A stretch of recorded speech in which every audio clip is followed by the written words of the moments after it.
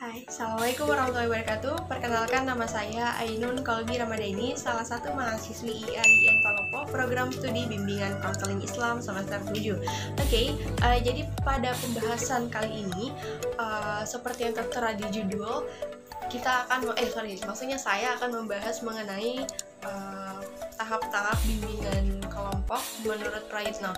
Jadi menurut Prayitno itu sendiri ada 4 tahap dalam bimbingan kelompok. Yang pertama ada tahap pembentukan, yang kedua ada tahap peralihan, yang ketiga ada tahap inti atau kegiatan, dan yang keempat ada tahap pengakhiran. Jadi tanpa basa-basi langsung saja kita simak videonya.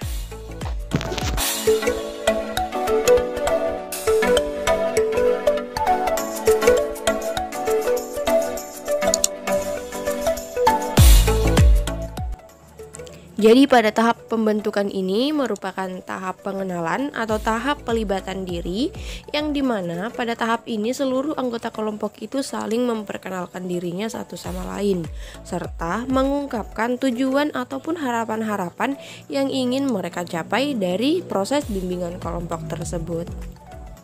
Adapun dalam proses pengenalan, kata-kata atau kalimat yang sering diucapkan oleh seorang pembimbing atau pembina dalam bimbingan kelompok ini biasanya mereka menggunakan kata-kata baiklah anak-anak, sebelum kita lanjut pada kegiatan berikutnya, alangkah baiknya apabila kita saling mengenal satu sama lain, karena tak kenal maka tak sayang.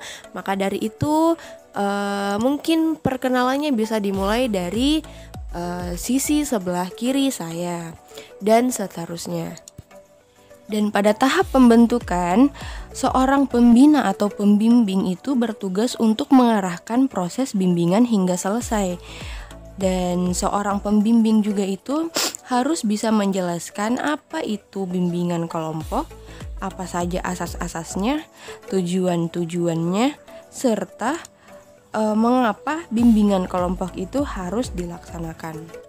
Dan pada tahap pembentukan, pihak peserta didik maupun pihak pembina atau pembimbing dalam proses bimbingan kelompok itu sangat disarankan agar dapat bersama-sama dalam menyepakati masalah waktu selama proses bimbingan kelompok itu berlangsung.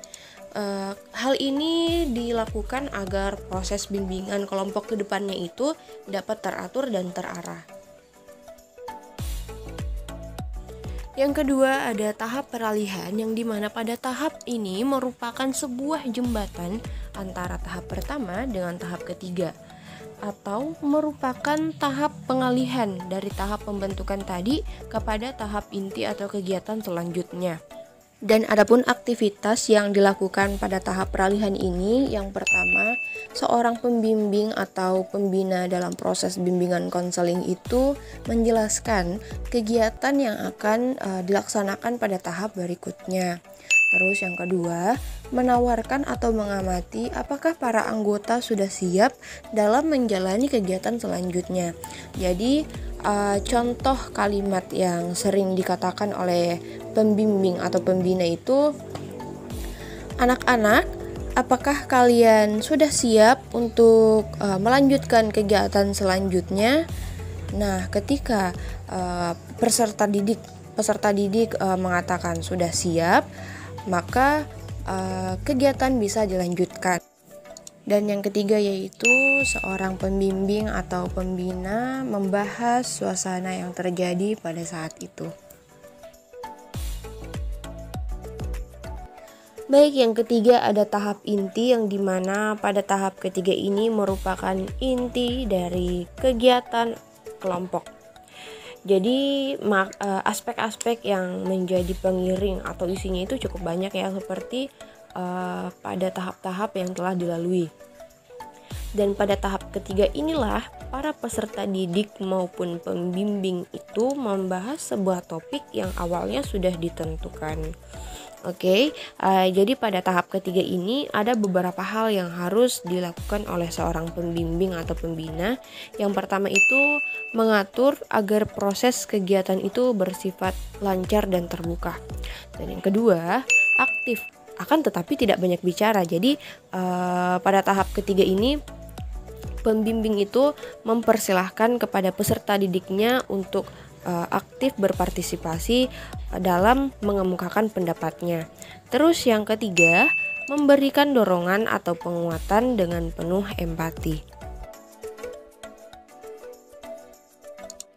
Dan yang terakhir yaitu tahap pengakhiran, yang dimana pokok utamanya itu berfokus pada hasil yang telah dicapai oleh kelompok tersebut, dan apakah para peserta didik itu mampu menerapkan hal-hal yang telah mereka pelajari dalam suasana kelompok ke dalam kehidupan sehari-harinya mereka. Adapun aktivitas dalam tahap pengakhiran ini, yang pertama, pemimpin kelompok mengemukakan bahwa kegiatan akan segera berakhir. Yang kedua, pemimpin dan peserta didik itu mengemukakan kesan dan hasil-hasil selama kegiatan. Yang ketiga, membahas kegiatan lanjutan. Yang keempat, mengemukakan pesan dan harapan. Dan yang kelima, berdoa.